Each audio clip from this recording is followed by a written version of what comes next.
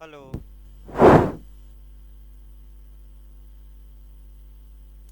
देखिए आपका आईपीसी चल रहे थे और आईपीसी में आपका जो पढ़ाया जाएगा एक क्वेश्चन आपका निश्चित बनता है। ज़्यादातर आपका प्री में बनता है भाई, और इसके लिए आपका ये करना पड़ेगा कि किस विद्वान ने ये परिभाषा दी है, उसको आपको रट्टा मारना पड़ेगा और कोई उपाय नहीं है। कुछ दो चार मैं ट्रिक बताऊंगा जो ज़्यादा परिभाषाएं अटैक करती हैं, यानी कि जो ज़्यादा पूछा जाता है वह मैं ज़रूर ट्रिक कुछ बताऊंगा। लेकिन प्रयास ये करिए कि भाई इन परिभाषाओं को आज ही जाकर तैयार कर लीजिए कि ये परिभाषा किसने दी है अपराध की।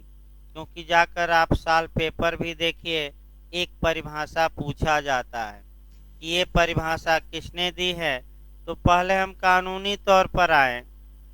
एक तो सामान्य परिभाषा मैं बताया था, अपराध की सामान्य परिभाषा बताया था कि जो सामान्य परिभाषा अपराध की है वह ये है कि माने किसी कानूनी संहिता के उल्लंघन में किया गया कोई एक्ट या ओमिशन, यानी कि कोई कानून बना हो और उस कानून द्वारा आपका किसी कार्य या लोभ को करने से मना किया गया हो और आपने वही कार्य या लोभ किया हो, और उस कार्य या लोभ के लिए कानून में किसका प्रावधान हो, सजा का, दंड का, तो उसे ही ऑफेंस या अपराध कहा जाएगा। ये सामान्य परिभाषा हुई।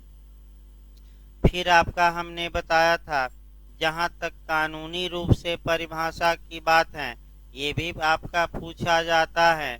और कानूनी रूप से आपका परिभाषा जो दी गई है सीआरपीसी की धारा 2N हमने बताया था, और आईपीसी के सेक्शन 40 में यानी कि 40 में अपराध को आपका स्पष्ट किया गया है। और ये जो स्पष्ट किया गया है ये आपका ये भी बता दिया गया था। इसके बाद जो हमें पढ़ना है वह आपका पढ़ना कह सकते हैं कि कुछ विद्वानों की परिभाषा, यानी कि जो विद्वान हैं वे अपराध को कैसे परिभाषित करते हैं। और आपका कह सकते हैं कि विद्वानों की परिभाषा में एक एक परिभाषा को हम उठाते हैं और आपका देखिए विद्वानों की परिभाषाओं में एक एक परिभाषा को हम लेकर चलते हैं। तो पहली परिभाषा हम दे रहे हैं जर्मी बेंथम की। इसको लिखवा दिया जाएगा, अभी समझिए, आज भाई कल लिखवा देंगे। जर्मी बेंथम, देखिए अब परिभाषा आपको हम समझा सकते हैं लेकिन आपको रटना आप ही को पड़ेगा। और प्रयास ये करिए कि इनको कौन सी परिभाषा किस विद्वान ने दिया है इसको रटने का प्रयास करिए। तो सबसे पहले जब भी आप माने किसी विद्वान को पढ़िए, अगर वह विद्वान महत्वपूर्ण है तो उसके बारे में कुछ विशेषताएं जानी जाती हैं। तो हम किस विद्वान को पहले ले रहे हैं? जर्मी बेंथम। ये देखिए नया कमरे से चल रहा है ना हो, ठीक ठीक है भाई, हाँ अक्षर भी दिखाई देगा ना। देखिए आपका जर्मी बेंथम की परिभाषा। अब यहाँ से आपका जे में भी एक क्वेश्चन बनता है। देखिए 4-5 हम क्वेश्चन निकाल रहे हैं और निश्चित रूप से एक या दो क्वेश्चन यहाँ पूरा चांस रहता है बनने का। जो जर्मी बेंथम थे ये आपका इंग्लैंड के थे और ये ऑस्टिन के गुरु थे, यानी कि जॉन ऑस्टिन के गुरु थे। तो पहला मॉडल ये बनता है कि जर्मी बेंथम से एक कदम आगे कौन विद्वान माना जाता है? तो गुरु से हमेशा चेला, यानी कि गुरु से शिष्य एक कदम क्या माना जाएगा आगे? गुरु गुड़ रह जाते हैं और चेला क्या हो जाता है? चीनी, यानी कि शक्कर। जैसे कि आपका बाबा को ही देख लीजिए कि गुरुजी आत्महत्या कर लिए और चेला क्या कर रहा था? ऐश, ऑस्ट्रेलिया इत्यादि में ऐश करता रहा और ऐश गुरु को देखा नहीं गया और गुरु ने क्या कर लिया, आत्महत्या, यही इलाहाबाद में। तो ऐसी दशा में एक तो क्वेश्चन आपको सतर्क रहना है जे के लिए, कौन किससे एक कदम आगे है। तो मैं नाम बता दे रहा हूँ, जर्मी बेंथम से एक कदम आगे उसके चेले ऑस्टिन हैं। ऑस्टिन से एक कदम आगे ऑस्टिन का चेला केल्सन है। ये क्वेश्चन आ चुका है जे में कि ऑस्टिन से एक कदम आगे कौन माना जाता है, तो केल्सन। और हेंस केल्सन से एक कदम आगे फिर उसके चेले HLA हार्ट, HLA हार्ट, क्रम याद होना चाहिए। जर्मी बेंथम ने ये कहा था कि law is the command of sovereign. Austin के पहले ही कह दिया था कि विधि संप्रभु का समादेश है। जर्मी बेंथम ने प्लीजर एंड पेन का सिद्धांत दिया, अर्थात सुख और दुख का सिद्धांत दिया, उपयोगितावाद का सिद्धांत दिया। इनकी सबसे महत्वपूर्ण जो पूछा जाता है, दो क्वेश्चन निश्चित रूप से आता है। पहला, डागला की अवधारणा किसने प्रस्तुत की, जे में 2 बार रिपीट किया है। जैसे ही डागला आए क्या मारना है, जर्मी बेंथम। और एक कोटेशन और पूछा जाता है कि कौन सा विद्वान कहता है कि जो प्राकृतिक अधिकार हैं, एक ऐसी औलाद, औलाद मने संतान, एक ऐसी औलाद है जिसका कभी कोई पिता नहीं रहा है। तो ये कोटेशन भी किसने कहा, जर्मी बेंथम। तो एक क्वेश्चन निश्चित यहाँ से आपका जूरिस्प्रूडेंस में मिलेगा। जर्मी बेंथम ने ऑफेंस को भी परिभाषित किया है। अब क्या ऑफेंस को परिभाषित करते हुए कहते हैं, एक एक शब्दों को देखिए। अपराध वह है जिसे विधिनांग ने, अब एक एक शब्दों को हम तोड़ रहे हैं। अपराध वह है जिसे विधिनांग ने, विधिनांग पहला शब्द हम बताएंगे, विधिनांग ने अच्छे या बुरे कारणों से निषिद्ध कर दिया है। चाहे अच्छे कारण से या किस कारण से, बुरे कारण से क्या कर दिया है, निषिद्ध कर दिया है, यानी कि प्रतिषिद्ध कर दिया है, यानी कि रोक दिया है। अगला देखिए, प्रतिषिद्ध कर दिया है। अब ये जो परिभाषा दी गई है जर्मी बेंथम द्वारा दी गई है, और आपका यही पूछा जाएगा ये परिभाषा किसने दी, तो आप क्या मारेंगे, जर्मी बेंथम। यानी कि आइए अब इसी परिभाषा को 3 शब्द हैं, अर्थात अपराध किसे कहा जाएगा। जर्मी बेंथम ये बताते हैं कि अपराध वह है जिसे विधिनांग ने, विधिनांग मतलब कि विधि बनाने वाले अंग ने, विधि बनाने वाले अंग का मतलब लेजिस्लेचर ने, लेजिस्लेचर मतलब विधायिका ने। तो भारत में आप बता दीजिए कि विधायिका कहाँ कहाँ दी गई है, तो संघ स्तर पर विधायिका किस अनुच्छेद में, संविधान के 79, और राज्य स्तर पर 168। 2 अनुच्छेद कोरिलेट हम करा रहे हैं। संघ स्तर पर विधिनांग कौन माना जाएगा, तो संघ स्तर पर हमारी पार्लियामेंट है, और पार्लियामेंट की परिभाषा संसद में कौन शामिल है, ये स्पष्ट रूप से किस आर्टिकल में दिया गया है, संविधान के 79। राज्यसभा, लोकसभा, ये संसद के 2 सदन होंगे, और राष्ट्रपति सदन तो नहीं है, लेकिन राष्ट्रपति का अभिन्न अंग होगा। ये याद रखिए, ये विधिनांग है। कानून बनाने वाली क्या है, संस्था। राज्य स्तर पर देखिए, राज्य स्तर पर कौन सा हम आपका अनुच्छेद कवर कर रहे हैं, संविधान का अनुच्छेद 168। राज्य विधानमंडल, राज्य विधानमंडल में कौन शामिल है, विधानसभा, जहाँ जहाँ विधान परिषद है, विधान परिषद, ये 2 सदन होंगे। और आपका राज्यपाल राज्य विधानमंडल का अभिन्न अंग होगा। तो राज्य विधानमंडल किससे मिलकर बनता है, जे आया विधानसभा, विधान परिषद, राज्यपाल, उपर्युक्त सभी। तो राज्य विधान परिषद किससे मिलकर बनता है बताइए? उपर्युक्त सभी। राज्य विधानमंडल के कितने सदन हो सकते हैं? दो। एक तो अनिवार्य है और एक वैकल्पिक।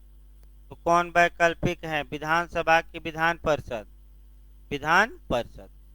अब दोनों को एक साथ देखिए विधिनांग में। संसद में कौन शामिल है? लोकसभा, राज्यसभा, राष्ट्रपति, उपर्युक्त सभी। और उसी प्रकार कहाँ संसद की परिभाषा दी गई है? 79। चलिए बता दिए तो आगे।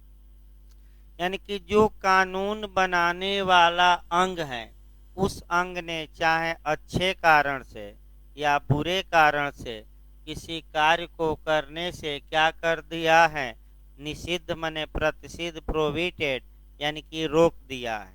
उसी को हम क्या कहेंगे? अपराध। देखिए अब ये परिभाषा आपको बताई गई। अब हर एक परिभाषा की आलोचना भी करते रहना है। कानून माने विधि के बिना अपराध नहीं हो सकता, ये सही बात है। और जर्मी बेंथम भी कहते हैं कि कोई अपराध तभी हो सकता है जब कानून बनाने वाली संस्था उस कार्य को क्या घोषित करे? अपराध।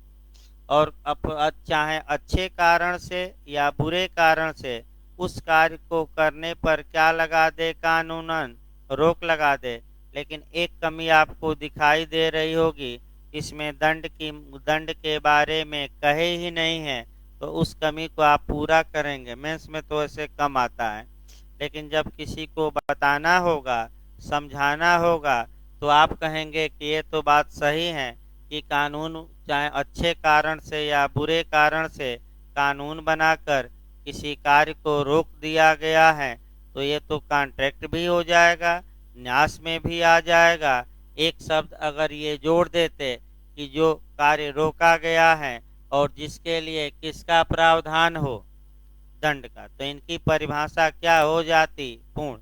तो कमी भी हमें बताना है। अगला देखिए भाई, आपका ब्लैक स्टोन की परिभाषा, ये भी आपका काफी पूछी जाती है। ब्लैक स्टोन महोदय ये कहते हैं निषिद्ध यानी कि प्रोहिबिटेड। देखिए ब्लैक स्टोन की परिभाषा कई बार आ चुका है। निषिद्ध, निषिद्ध का मतलब कि रोक दिया गया है। प्रोहिबिटेड है प्रतिषिद्ध। निषिद्ध मतलब क्या?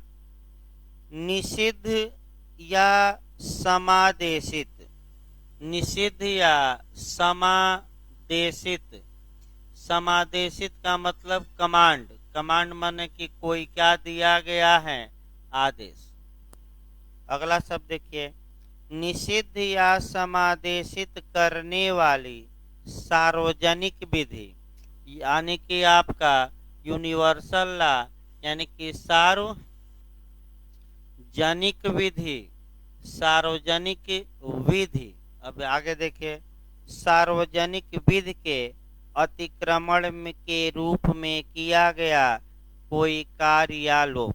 यानी कि सार्वजनिक विधि का किसी व्यक्ति ने अतिक्रमण किया है, वायलेशन किया है, और अतिक्रमण करके या तो कोई एक्ट किया है, कल बताया गया था परसों, या तो कोई कार्य किया है, या क्या किया है? कोई लोप। तो आपको बताया गया था कि कार्य मतलब कुछ करके, और लोप काफी कल परसों समझाया गया। ओमिशन मतलब कि जो विधिक कर्तव्य है उसको निभाया कि नहीं निभाया? नहीं निभाया। अब इनकी परिभाषा की व्याख्या करनी है। तो अब एक लाइन आपको पकड़ना पड़ेगा कि ये परिभाषा किसकी है। तो जैसे ही निषिद्ध या समादेशित पहला शब्द आए तो ये मान कर चलिए कि वो परिभाषा किसकी है? ब्लैक स्टोन की। अब एक एक करके समझिए। ये कहते हैं कि अपराध क्या है?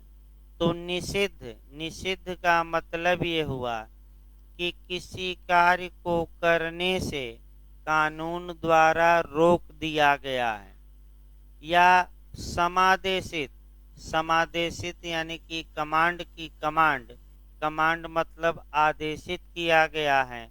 अर्थात किसी व्यक्ति से ये कहा गया है कि आपको ये कार्य करना है, यानी कि वह व्यक्ति विधि द्वारा उस कार्य को करने के लिए क्या है बात। फिर एक बार देखिए, निषिद्ध का मतलब ये हुआ कि उस कार्य को करने से रोक दिया गया है, और समादेशित का मतलब ये हुआ कि उस कार्य को करने के लिए कहा गया है। तो निषिद्ध एक देखिए, जेलर को क्या कहा गया है कि क्या जेलर कैदी को मारे कि न मारे, तो ये निषिद्ध किया गया कि समादेशित, निषिद्ध। और समादेशित कि जेलर कैदी को भोजन दे, तो ये क्या किया गया है, समादेशित। भाई न मारे, रोका गया है और कहा गया ये कार्य करिए, तो समादेशित। निषिद्ध या समादेशित करने वाली सार्वजनिक विधि, इसी पर विवाद है। जो ये ब्लैक स्टोन कह रहे हैं सार्वजनिक विधि, सार्वजनिक विधि का अर्थ भिन्न भिन्न कानूनों में भिन्न भिन्न माना जाता है। कई देशों में संवैधानिक विधि, सिविल विधि भी सार्वजनिक विधि में मानी जाती है, और कई देशों में केवल आपराधिक विधि मानी जाती है। जैसे भारत में सार्वजनिक विधि कौन है, तो संविधान भी है, आईपीसी भी है, सीआरपीसी भी है। तो यानी कि यहाँ इनकी आलोचना की जाती है कि भिन्न भिन्न देशों में सार्वजनिक विधि को अलग अलग माना जाता है। अगर ये सार्वजनिक विधि न लिखकर क्या लिख देते, आपराधिक विधि लिख देते, तो और अच्छा माना जाता। तो सार्वजनिक विधि की परिभाषा अस्पष्ट है। इसमें संवैधानिक विधि, आपराधिक विधि, किसी देश में सिविल विधि भी आ जाती है। लेकिन हम परिभाषा भी बता रहे हैं और उसकी क्या बता रहे हैं, आलोचना भी। तो सार्वजनिक विधि के अतिक्रमण, सार्वजनिक विधि के अतिक्रमण का मतलब ये हुआ कि जो सार्वजनिक कानून है उसका किसी व्यक्ति ने उल्लंघन किया है, यानी कि वायलेशन किया है, और उल्लंघन करके कोई क्या किया है, या तो एक्ट यानी कि कुछ किया है, या लोप यानी कि जो उसका कर्तव्य था वह निभाया नहीं। तो आपका ओमिशन कहे तो फिर बताया जाए, 2-3 दिन तो बताया गया, फिर एक बार बता देते हैं। जैसे जेलर का कर्तव्य है, वह जेलर बाध्य है, समादेशित किया गया है कि कैदी को भोजन दे, और वह कैदी को भोजन नहीं देता। इसका मतलब ये हुआ कि वह क्या किया है, सार्वजनिक विधि का अतिक्रमण किया।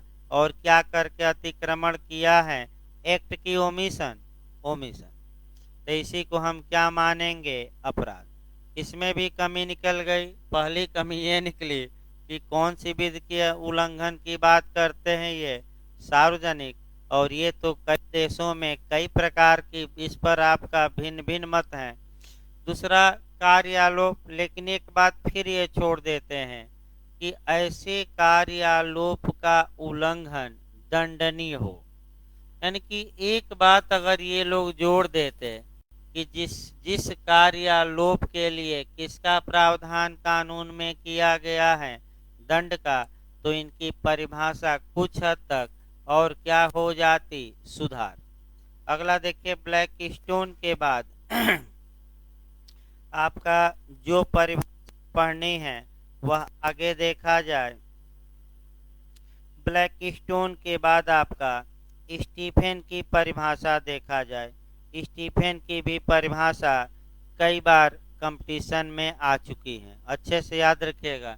किसकी अब हम परिभाषा उठा रहे हैं, स्टीफेन।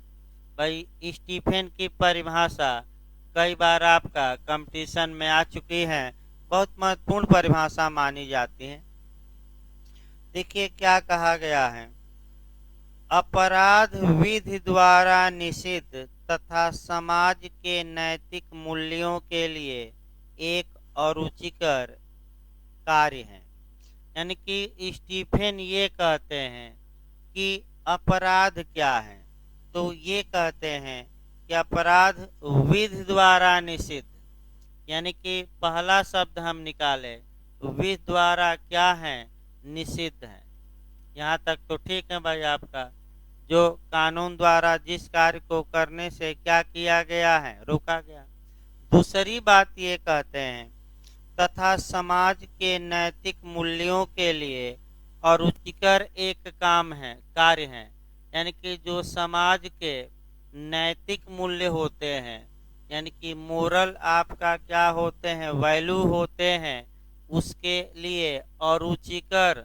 अरुचिकर का मतलब ये हुआ कि लोग उसको अच्छा नहीं मानते।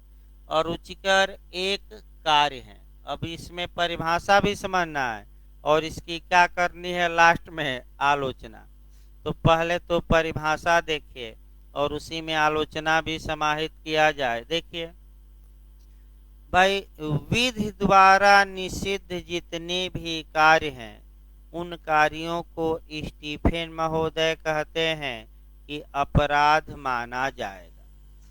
इसका मतलब ये हुआ, तो भाई कानून द्वारा प्रतिषिद्ध तो तमाम कार्य हैं। आईपीसी में भी कानून द्वारा प्रतिषिद्ध किया गया कि ये न करिए, कॉन्ट्रैक्ट में भी किया गया है, टीपीए में भी किया गया है, संविदा अधिनियम में भी किया गया है। तो ये परिभाषा अगर देखा जाए तो व्यापक रूप ले रही हैं। अतः इसमें सुधार ये कर देते कि आपराधिक विधि द्वारा प्रतिषिद्ध अगर लिख देते तो काफी अच्छा रहता कि क्रिमिनल लॉ द्वारा कार्य को क्या किया गया करने पर रोक लगाई गई है और जिसके लिए किसका प्रावधान हो, दंड का। लेकिन ये सब नहीं लिखते, बस एक लाइन लिखते हैं कि ऐसा कार्य जो कानूनन करने से क्या किया गया हो, निषिद्ध माने क्या, रोक दिया गया हो। भाई तमाम कार्य रोके गए हैं, आपका संविदा में भी रोके गए हैं, टीपीए में भी, कि ऐसा न करिए। जैसे कि आपका टीपीए की धारा 6 जब आप पढ़ेंगे तो उसमें की रोक लगी है कि ऐसा अंतरण न करिए, और व्यक्ति कर देता है, यानी कि कानून द्वारा जो रोक लगी है उस रोक को नहीं मानता, तो इनके अनुसार तो ये भी अपराध हो जाएगा। तो यहाँ एक लाइन अगर लिख देते कि आपराधिक विधि द्वारा निषिद्ध कार्य किया है और जिसके लिए किसका प्रावधान हो, दंड का, तो उचित मान लिया जाता। दूसरा शब्द आइए, ठीक है, कुछ हद तक ये तो सही है कि अपराध तभी हो सकता है जब पहले से कोई कानून हो, क्योंकि आपका लगातार ये सिद्धांत मिलेगा और आगे बताया भी जाएगा। सेक्शन 2 में ही हम बताएंगे कि विधि के बिना अपराध संभव नहीं है। यानी कि पहले कानून बनाइए, उस कानून द्वारा किसी कार्य को करने या न करने पर रोक लगाइए, और जो व्यक्ति उस कार्य को करता है या नहीं करता तो उस कानून में ही उसके लिए पनिशमेंट या दंड का प्रावधान कीजिए, तब कोई व्यक्ति उस कार्य या लोभ के लिए दंडनीय होगा, अन्यथा नहीं। ये आगे बताया जाएगा कानूनी भाषा में, जब सेक्शन 2 आपका मैंने स्टार्ट कल से कर देंगे। नहीं, कल तो लिखवाना है आपका सोमवार से, क्योंकि दुराशय अभी बाद में शुरू करेंगे। आपका अब सेक्शन शुरू किया जाए, दुराशय बीच में कभी पढ़ाया जाएगा, क्योंकि फिर वो 2-3 दिन ले लेगा। देखिए अब यहाँ देखिए, ऐसा कार्य जो समाज की नैतिक मूल्यों के आपके लिए अरुचिकर हो, यानी कि उसे समाज अनैतिक मानता हो। इसका मतलब ये हुआ कि स्टीफेन एक बात और बताते हैं कि ऐसे सभी कार्य जिसे समाज मोरल रूप से, नैतिक रूप से उचित नहीं मानता, वे सभी कार्य अपराध माने जाएंगे।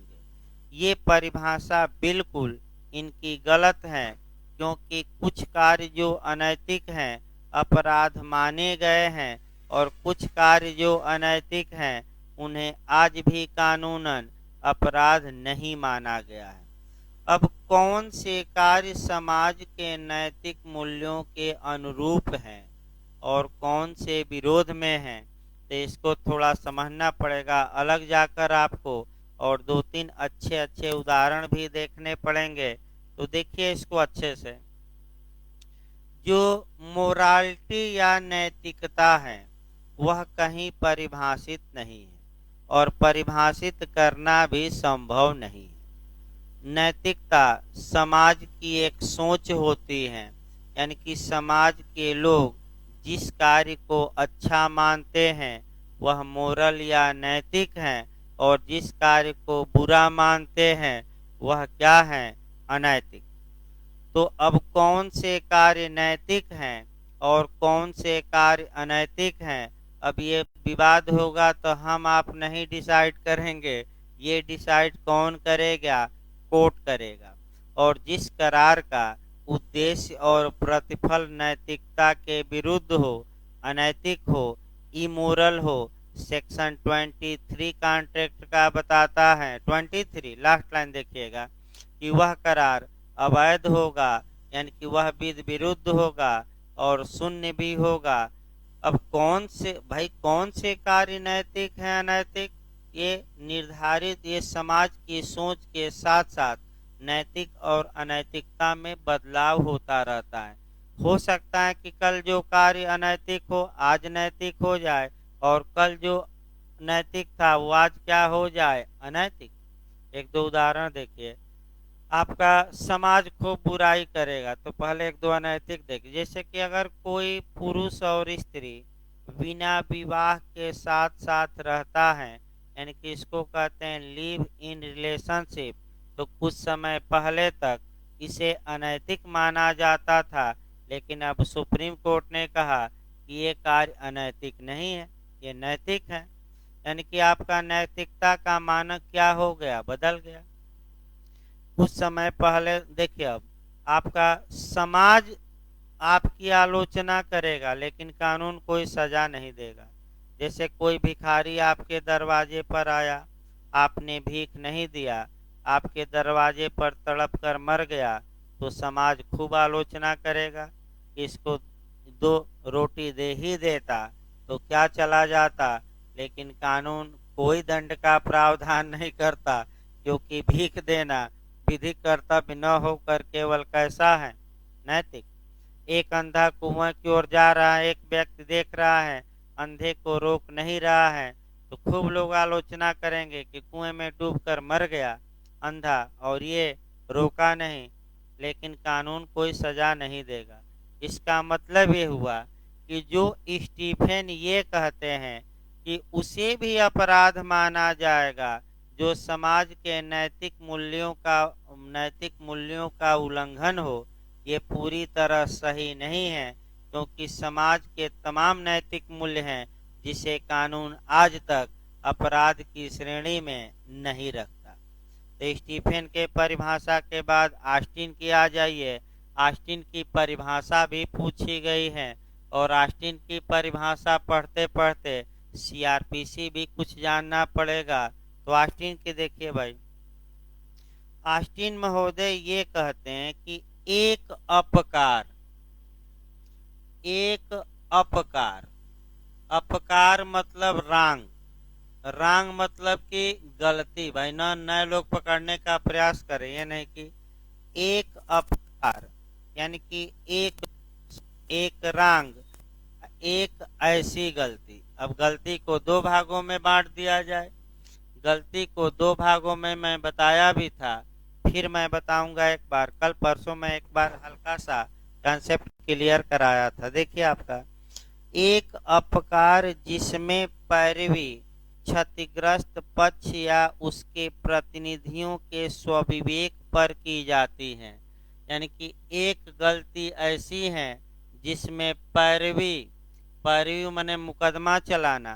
कौन मुकदमा चला सकता है, क्षतिग्रस्त पक्ष, क्षतिग्रस्त पक्ष या इसके प्रतिनिधि। कौन चला सकता है, प्रतिनिधि।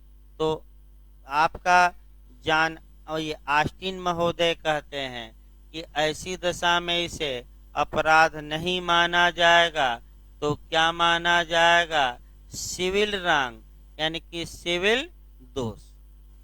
और ऐसी पैरवी, अगला देखिए, एक अपकार जिसकी पैरवी शासन या उसके अधीनस्थ व्यक्तियों द्वारा की जाती है, यानी कि एक ऐसी गलती जिसमें मुकदमा चलाने का अधिकार, पैरवी करने का अधिकार किसको प्राप्त है, या तो शासन को या शासन के प्राधिकारियों को प्राप्त है। तो ऐसी दशा में ये जो गलती होगी इसी को हम क्या मानेंगे, अपराध। तो जैसे ही गलती शब्द आए, ये भी कई बार क्वेश्चन आया है, इसको ट्रिक समझिए। जैसे ही पैरवी शब्द के बारे में आ जाए कि पैरवी पीड़ित व्यक्ति द्वारा किया जाएगा एक में, और एक में सरकार द्वारा, तो वैसे ही वह परिभाषा किसकी होगी, ऑस्टिन की। अब कल परसों मैं बताया था, इस परिभाषा को अभी न समझिए। सबसे पहले आपको जो कल परसों मैं जो कंसेप्ट बनाया था वह कंसेप्ट याद रखिए। मैं ये बताया था कि किसी भी कार्य से जो इफेक्ट या प्रभाव पड़ता है, या तो केवल पीड़ित प्रभावित होगा, पीड़ित यानी कि जिसके प्रति अपराध किया गया है, या जिसके प्रति अपकार किया गया है, या जिसके प्रति गलत कार्य किया गया है। तो केवल अगर विक्टिम प्रभावित होता है तो सामान्य नियम यही है, ऑस्टिन भी यही कहते हैं कि सामान्य नियम यही है कि वह क्रिमिनल दोष नहीं माना जाएगा। तो कैसा दोष माना जाएगा, सिविल। चाहे वह अपकृत्य में जाए, न्यास भंग में जाए, टीपीए में जाए, कॉन्ट्रैक्ट में जाए, लेकिन अपराध नहीं माना जाएगा। और ऐसी दशा में आपको अपने अधिकारों की रक्षा के लिए स्वयं कोर्ट जाना पड़ेगा, आपकी ओर से सरकार नहीं लड़ेगी। तो ऐसी गलती अगर किसी ने किया है तो उस गलती को कौन सा दोष कहेंगे, सिविल रंग। तो बताइए, अपकृत्य सिविल दोष है कि आपराधिक दोष? हाँ, वही सिविल दोष, दीवानी दोष। दीवानी भाई, दीवानी भी कहते हैं, व्यवहारिक भी कहते हैं, नागरिक भी। फिर एक बार शब्द बता दें, क्योंकि भाई देखिए, सिविल दोष को ही दीवानी दोष, नागरिक दोष, व्यवहारिक दोष, व्यक्तिगत दोष, ये सब एक ही नाम है। इंग्लिश में सिविल रैंक कहिए तो सिविल रैंक आपका। तो अभी हम ऑस्टिन पर आते हैं, अभी ऑस्टिन पर नहीं, हम कानून कॉन्सेप्ट बता रहे हैं। दूसरा हमने ये बताया था कि एक ऐसी गलती जिसमें जो पैरवी की जाती है वह पीड़ित द्वारा नहीं बल्कि सरकार स्वयं पीड़ित की ओर से लड़ती है, तो ऐसे मामलों में ये माना जाता है कि पूरी सोसाइटी इफेक्टेड हुई है उस कार्य से, पूरा समाज। और ऐसे मामलों को मुख्यतः अपराध की श्रेणी में रखा गया है। और ये जो हमने कॉन्सेप्ट सामान्य बताया, ये आपका यही इसी कॉन्सेप्ट को आपका बंटवारा कर दिया गया है ऑस्टिन द्वारा। और ऑस्टिन भी ये बताते हैं कि एक पैरवी, एक मामला जिसकी पैरवी कौन करे, स्वयं आपको लड़ना हो, तो अपराध नहीं, सिविल दोष। और जिसमें आपकी ओर से सरकार या सरकार के अधिकारी लड़ेंगे उसको हम क्या कहेंगे, क्रिमिनल दोष। तो पहले अब ये समझा जाए और तब आपका इसको सीआरपीसी में ऐड करना है। अभी भाई ऐड नहीं हुआ। देखिए, एक ऐसा अपकार, अपकार मतलब कि रांग, रांग मतलब दोष, दोष मतलब गलती, यानी कि आपका एक्ट या ओमिशन। एक ऐसी गलती जिसमें पैरवी, पैरवी मतलब कि जिसमें मुकदमा चलाने का अधिकार आपका क्षतिग्रस्त व्यक्ति को यानी कि पीड़ित को होता है या पीड़ित के उत्तराधिकारियों को होता है, इस गलती को ऑस्टिन क्या मानते हैं, सिविल दोष। और ऐसी गलती जिसमें मुकदमा या पैरवी करना या मुकदमे चलाने का अधिकार पीड़ित पर नहीं छोड़ा जाता, पीड़ित की ओर से, क्षतिग्रस्त व्यक्ति की ओर से कौन मुकदमा चलाती है, सरकार या सरकार के प्रतिनिधि, उसी गलती को ऑस्टिन क्या मानते हैं, अपराध। अब आपका सीआरपीसी में जोड़िए। अब सीआरपीसी, सीआरपीसी में अपराधों को गंभीरता के आधार पर दो वर्गों में बांटा गया है, एक असंज्ञेय अपराध और दूसरा संज्ञेय, यानी कि एक नॉन कॉग्निजेबल ऑफेंस और दूसरा आपका कॉग्निजेबल। असंज्ञेय का मतलब साधारण और आपका संज्ञेय का मतलब शाब्दिक अर्थ क्या हुआ, गंभीर। अब देखिए यहाँ, अब ये जो एक पक्षकार जिसमें क्षतिग्रस्त व्यक्ति ही मुकदमा चलाता है, तो सामान्य नियम तो सही है कि ये सिविल दोष माना जाएगा, लेकिन कुछ अपकार ऐसे हैं जहां की भारत में पीड़ित ही मुकदमा चलाता है, उनको भी अपराध माना गया है। और इनको अपराध में कौन सा अपराध माना गया है, असंज्ञेय। यानी कि जो ऑस्टिन की परिभाषा है कि जिस मामले में क्षतिग्रस्त व्यक्ति मुकदमा चलाता है उसे अपराध नहीं माना जाएगा, भारत में ये परिभाषा पूरी तरह लागू नहीं होती। क्यों नहीं लागू होती? क्योंकि भारत में सीआरपीसी में असंज्ञेय मामला है, असंज्ञेय अपराध हैं, जिसमें कि मुकदमा केवल और केवल कौन चला सकता है, क्षतिग्रस्त व्यक्ति। सरकार नहीं चलाती उसकी ओर से, फिर भी उसे सीआरपीसी अपराध मानती है। तो कौन सा अपराध मानती है, असंज्ञेय, नॉन कॉग्निजेबल। और इसमें कोई दिक्कत नहीं है भाई, इसमें ऐसा अपकार जिसमें मुकदमा कौन चलाता है, सरकार या सरकार के अधिकारी, इसको भारत में कैसा अपराध माना गया है, कॉग्निजेबल, संज्ञेय। यानी कि भारत में इसे कौन सा अपराध माना गया है, तो संज्ञेय अपराध में आपका पीड़ित द्वारा मुकदमा नहीं चलाया जाता, अभियुक्त के विरुद्ध मुकदमा सरकार द्वारा चलाया जाता है और पीड़ित को न्याय दिलवाया जाता है। तो यानी कि कुछ हद तक ऑस्टिन की परिभाषा सही तो है, लेकिन भारत में पूरी तरह लागू नहीं होती, क्योंकि भारत में ये जो क्षतिग्रस्त व्यक्ति हैं, ये असंज्ञेय मामलों में खुद मुकदमा चलाता है और उसे सिविल दोष न मानकर कैसा दोष सीआरपीसी मानती है, क्रिमिनल। लेकिन कुछ ही अपवाद हैं, सब कुछ नहीं। अगला देखिए, ऑस्टिन के बाद आपका देखा जाए केनी की परिभाषा। केनी की भी खूब पूछी जाती है। प्रोफेसर केनी की परिभाषा आपका एपी और जे दोनों में आ चुकी हैं। जैसे ही क्षमादान आए वैसे ही केनी याद रखिए। तो अब थोड़ा टिक पकड़ना है। पैरवी आए तो क्या आप मार कर आएंगे, ऑस्टिन। और जैसे ही आपको क्षमा दिखाई दे तो प्रोफेसर केनी। ये एलएलएम में भी एक बार आ चुका है। तो प्रोफेसर केनी की परिभाषा भी कोरिलेट करिए और संविधान और सीआरपीसी तमाम जगह कोरिलेट करना है। देखिए, पहले परिभाषा को तोड़ लिया जाता है कि क्या क्या बातें हैं, तब इसको समझा जाता है। देखिए, अपराध ऐसे दोष हैं जिनमें अनुशास्ती दंडात्मक होते हैं। ठीक है भाई, अपराध एक दोष है।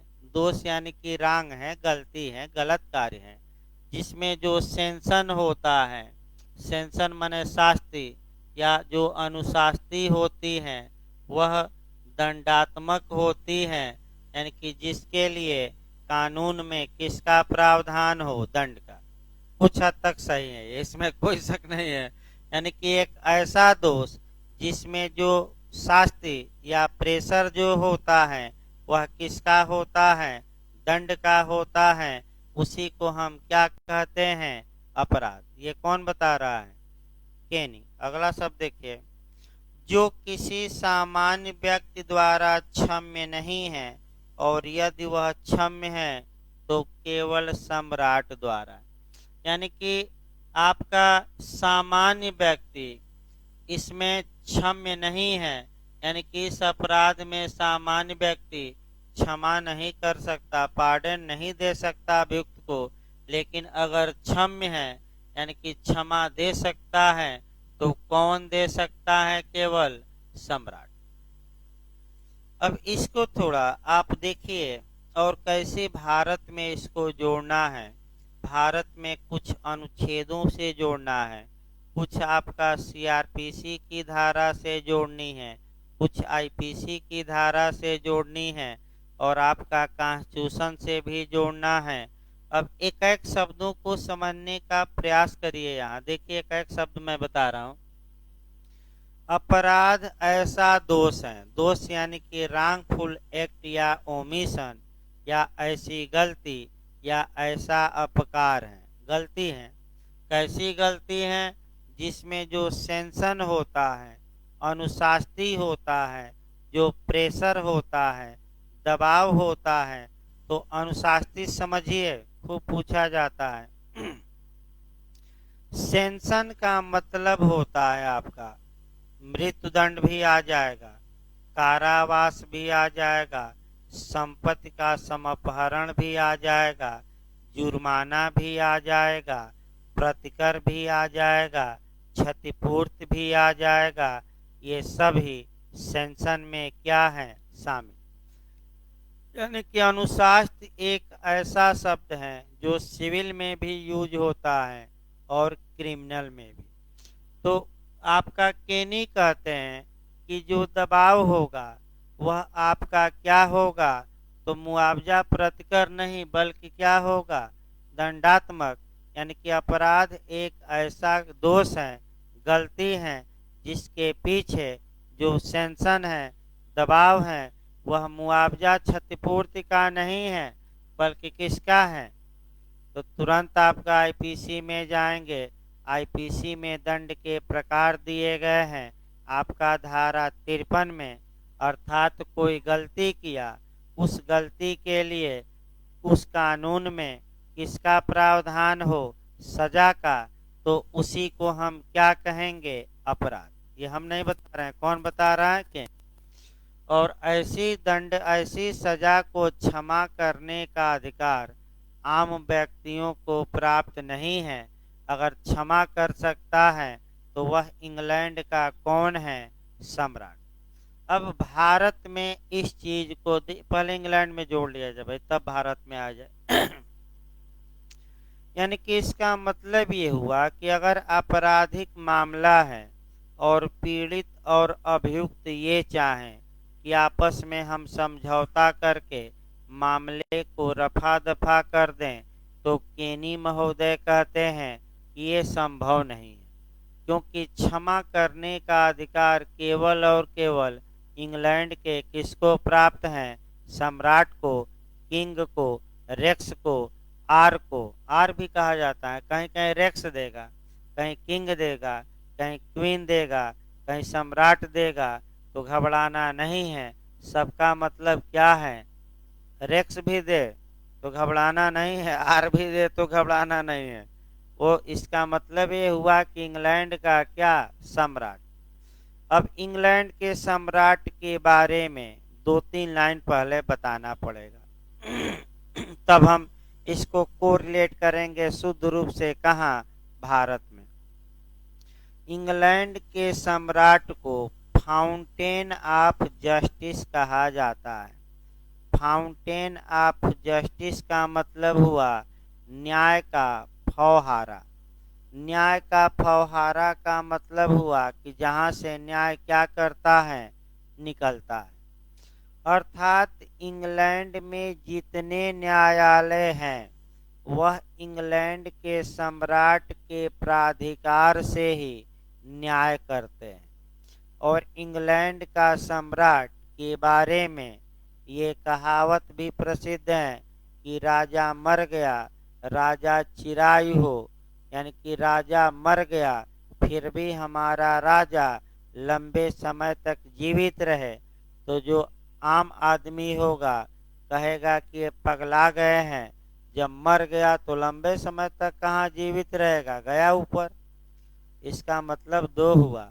राजा मर गया मतलब कि उसका पार्थिव शरीर मर गया, काय राजा राज माने लंबे समय तक जिए। इसका मतलब हमारे यहाँ राजतंत्र, आपका गणतंत्र नहीं है, हमारे यहाँ राजतंत्र लंबे समय तक क्या रहे, चलता रहे। यानी कि राजा चिरायु का मतलब कि राजा न जिए, बल्कि राजतंत्र लंबे समय तक क्या रहे, चलते रहे।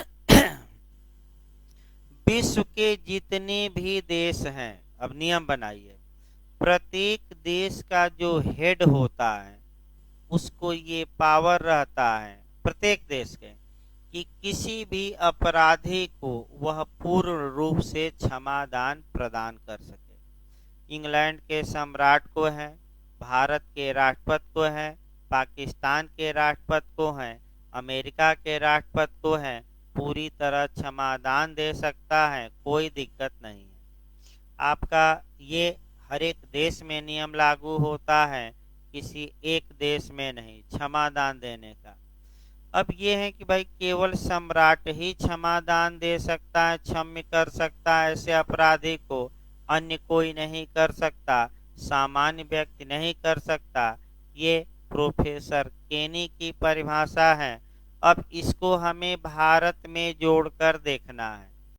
भारत में हमें एक तो जोड़ना है पहले संविधान। तो संविधान के किस अनुच्छेद के तहत, सम्राट की जगह अब राष्ट्रपति जोड़ लीजिए। भारत का राष्ट्रपति आपका संविधान के किस अनुच्छेद के तहत किसी भी दंडाधीश व्यक्ति को पूरी तरह माफ कर सकता है, मानो वह अपराध ही नहीं किया था, सभी निर्योग्यताएं समाप्त हो जाएंगी। तो कौन सा आर्टिकल है पार्डन या क्षमादान का राष्ट्रपति द्वारा? 72। संविधान का कौन सा अनुच्छेद? 72। और राज्यपाल मृत्यु दंड को क्षमा नहीं कर सकता, लेकिन कम कर सकता है, आजीवन कारावास इत्यादि और भी। तो 161। तो दो अनुच्छेद याद रखिए सम्राट पर। हमारे यहाँ सम्राट दो हो गए, एक राज्य स्तर पर गवर्नर और संघ स्तर पर कौन सा? प्रेसिडेंट। तो बताइए फिर अनुच्छेद किस अनुच्छेद के तहत राष्ट्रपति क्षमादान देता है? 72। राज्यपाल वो 161। चलिए अब आगे बढ़ा जाए। यही आपका आईपीसी में भी है।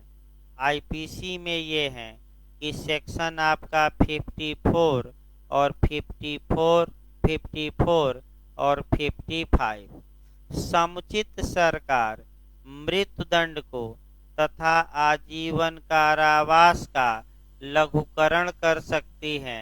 कौन कर सकती है? एप्रोप्रिएट गवर्नमेंट, समुचित सरकार। किन धाराओं में है?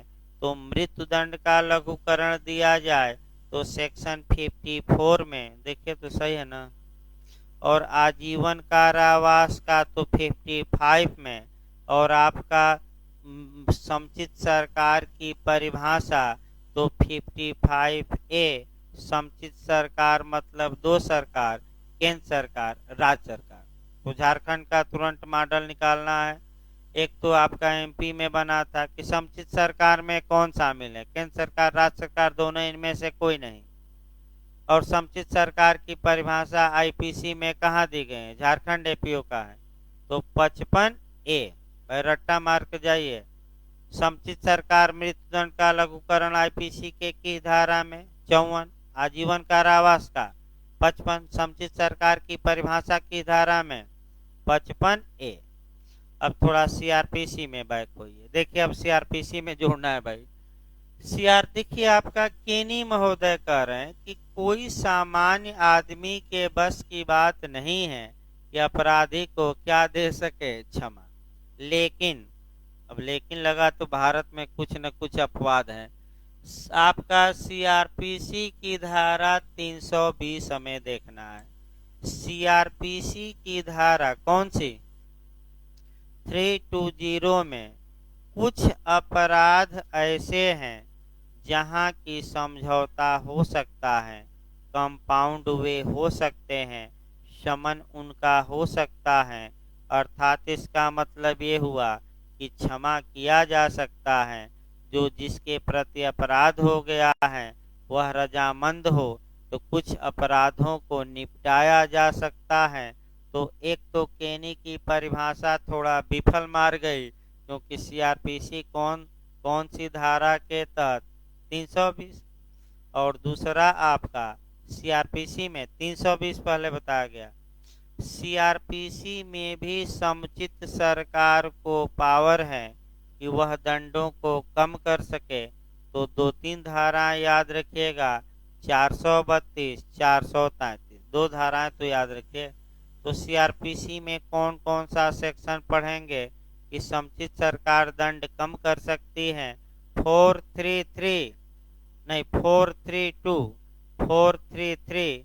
और आपका सामान्य व्यक्ति भी समझौता करके मैंने पीड़ित निपटा लेगा मामला। तो कौन सी धारा हमने बताया? 320। अब अगली परिभाषा देखिए, 1-2 परिभाषाएं समाप्त कर दिया जाए।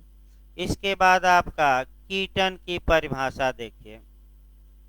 अपराध कोई भी अवांछनीय कार्य है जिसे राज्य दंड आरोपित करने के लिए कार्यवाही आरंभ कर सबसे उपयुक्त ढंग से परिशुद्ध करता है, न कि क्षतिग्रस्त व्यक्ति के स्वविवेक पर उपचार छोड़ कर देता है। तो वही बात जो आपका केनी ने बताई थी, उसी बात को थोड़ा हम घुमा दे रहे हैं। जो केनी ने बातें बताई उसी बात को ही पढ़ना है। तो आपका कीटन महोदय क्या कहते हैं? कीटन महोदय ये कहते हैं कि अपराध कोई अवांछनीय या गलत कार्य है जिसे राज्य दंड अधिरोपित करने के लिए, इसका मतलब कि अपराध एक गलत कार्य है और अभियुक्त को सजा दिलवाने के लिए राज्य स्वयं उस मामले में पैरवी करता है, अच्छे ढंग से मुकदमा अभियुक्त के विरुद्ध चलाता है और क्या दिलवाता है? न्यायालय से दंड दिलवाता है और क्षतिग्रस्त व्यक्ति के विवेक पर मुकदमा चलाने का अधिकार या पैरवी का अधिकार नहीं छोड़ा जाता। तो आप लोग बताइए, भारत में ये असंज्ञेय अपराध में नियम लागू होता है कि संज्ञेय? फिर अब भारत में शुद्ध रूप से ये जोड़िए, भारत में संज्ञेय अपराध में पीड़ित पर नहीं छोड़ा जाता कि वह मुकदमा चलाए या न चलाए। सरकार स्वयं एफआईआर दर्ज करती है या करवाती है, या पीड़ित भी करवा सकता है, सरकार स्वयं भी कर सकते हैं। पुलिस वाले स्वयं संज्ञेय मामलों में एफआईआर दर्ज करती है, स्वयं मुकदमा अभियुक्त के विरुद्ध चलाती हैं, स्वयं वकील और सरकारी अधिवक्ता सरकार का पक्ष न्यायालय में रखते हैं और सरकार द्वारा न्यायालय से अभियुक्त को सजा दिलवाई जाती है।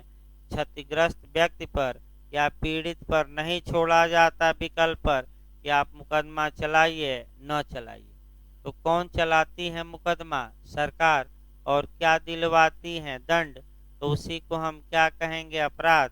ये हम नहीं बता रहे हैं, कौन बता रहा है? तो आपका कीटन। आइए आपका मिलर, 2 परिभाषा और बची है, समाप्त आज कर दिया जाए। मिलर, विधि द्वारा दंड के भय से निषिद्ध या आदेशित किसी कार्य को करना या उसकी उपेक्षा करना अपराध है जिसे राज्य अपने नाम से कार्यवाही आरंभ कर आरोपित करता है। इसका मतलब ये हुआ कि कानून ने किसी कार्य को करने से रोक दिया या आदेशित किया, भय दिखाया कि ये कार्य न करिए, नहीं तो आप सजा के क्या होंगे हकदार। कोई व्यक्ति उस आदेश को नहीं माना, वह कार्य किया, तो राज्य स्वयं मुकदमा चल के उसको क्या दिलवाएगा? दंड। तो ऐसे कार्य को हम क्या कहेंगे? अपराध। यानी कि इधर की परिभाषाएं बस एक लाइन पर चल रही है कि मुकदमा कौन करता है क्रिमिनल मामलों में, कौन लड़ता है पीड़ित की ओर से? पीड़ित नहीं बल्कि कौन? सरकार। अब इसको भी लगातार चल रहा है तो एक कंसेप्ट यहाँ भी क्लियर कर दिया जाए। चूंकि संज्ञेय अपराध गंभीर अपराध होता है, संज्ञेय अपराध में ये माना जाता है कि केवल पीड़ित ही प्रभावित नहीं हुआ बल्कि पूरा समाज प्रभावित हुआ है। समाज को न्याय दिलवाने की जिम्मेदारी स्टेट पर है और इसलिए स्टेट का ये कर्तव्य है कि वह अपराध अभियुक्तों पर मुकदमा स्वयं चलाए और अभियुक्तों को सजा दिलवाए, न कि पीड़ित पर मुकदमा चलाने का अधिकार छोड़ दे। इस कारण से अगर पीड़ित पर छोड़ दिया गया तो आपका बदला लेने की भावना बढ़ेगी। एक तो उसके प्रति अपराध हुआ और दूसरा रोज कोर्ट कचहरी दौड़कर वकील साहब को दे पैसा। अतः ये न्याय दिलवाना आपका किसका कार्य है? सरकार का। तो जो भी होता है कि वी वांट जस्टिस, हमें भी क्या चाहिए? न्याय चाहिए। यानी कि सरकार हमारे अधिकारों की क्या करे? रक्षा कानूनन। लास्ट परिभाषा आज की देखिए, पैटर्न महोदय है। पैटर्न ये कहते हैं कि अपराध के सामान्य लक्षण है। तो ये अपराध की परिभाषा नहीं बताते, कुछ लक्षण बता देते हैं, गुण बता देते हैं। देखिए क्या क्या। राज्य द्वारा कार्यवाही को नियंत्रित करना। तो बताइए कार्यवाही को कौन क्रिमिनल मामलों में कंट्रोल करता है? राज्य। तो बताइए अभी संज्ञेय भारत में संज्ञेय अपराध के असंज्ञेय की दोनों, भारत में किसमें राज्य चलाता है मुकदमा? संज्ञेय, असंज्ञेय में नहीं। कंट्रोल करता है, दंड को क्षमा करता है।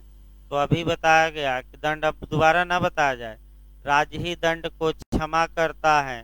तो राष्ट्रपति करता है अनुच्छेद 72, राज्यपाल 161, आईपीसी 54-55 और सीआरपीसी 432 और 433। इसके बाद दंड देता है, यानी कि राज्य न्यायालय द्वारा अभियुक्त को क्या दिलवाता है? दंड। यानी कि 3 लक्षण हुए। देखिए आपका कौन कौन हुआ। पहला, राज्य द्वारा कार्यवाही किया जाना, राज्य द्वारा दंड दिलवाया जाना।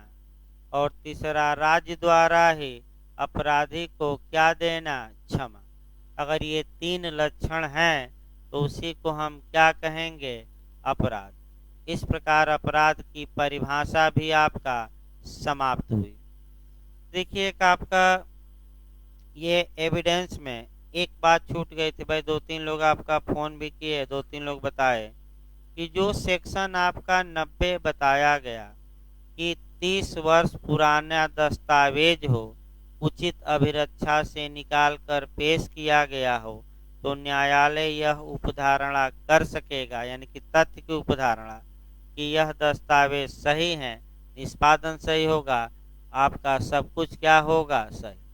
यूपी में संशोधन है और इस 30 वर्ष की जगह यूपी में 20 इयर्स रखा गया है, 20 वर्ष। तो आपका अगर ये स्पेशली पूछे कि यूपी में संशोधन करके कितना किया गया है, तब 20 वर्ष मारिए। और यूपी स्पेशल न दे, ऐसे पूछे तो कितना साल? 30 साल। तो वह समय कितना है? 20 साल। लेकिन सभी राज्यों में नहीं, केवल किस में? यूपी में। तो कल आपका भाई शेड्यूल बताया जाए। कल आपका पहले आपका एविडेंस चलेगा, सबसे कठिन चैप्टर अब शुरू किया जाएगा एविडेंस का, इससे कठिन कोई चैप्टर नहीं है। आपका चैप्टर 6 शुरू किया जाएगा। और कल भाई आपका गैप न करिए, क्योंकि सबसे कठिन चैप्टर आपका कल हम पढ़ाएंगे।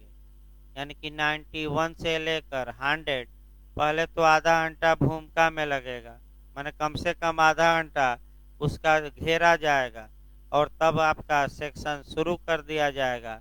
क्वेश्चन भी अच्छे बनते हैं, इस पर टेक्निकल बनते हैं, और न समझ में आए तो रट्टा मार लीजिएगा। वैसे हम प्रयास करेंगे कि सबके दिमाग में बैठा दिया जाए, भले 2-2 बार बताया जाए। तो भाई कल क्लास चलेगा भाई आपका अब।